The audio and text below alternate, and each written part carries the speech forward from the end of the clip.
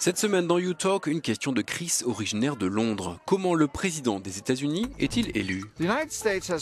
Aux États-Unis, deux partis dominent la vie politique, les républicains et les démocrates. Chacun désigne son candidat à la présidentielle à l'issue de votes populaires appelés primaires ou caucus. Leur nomination est officiellement entérinée lors des conventions nationales des deux partis pendant l'été, quelques mois avant le jour J, l'Election Day.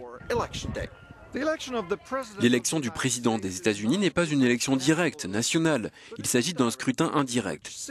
Les citoyens votent donc pour élire les membres du collège électoral dans chacun des 50 États, plus le district de Columbia comprenant la capitale Washington, D.C.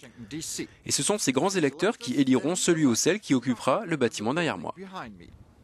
Le nombre de grands électeurs attribués à chaque État équivaut à celui de ses sénateurs et représentants au Congrès, qui varie en fonction de la population de chaque État.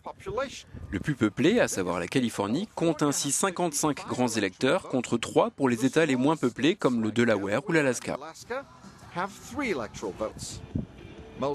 La plupart des États appliquent la règle du winner takes all. En clair, le jour de l'élection, le candidat arrivant en tête dans un État rafle l'ensemble des voix des grands électeurs de cet État.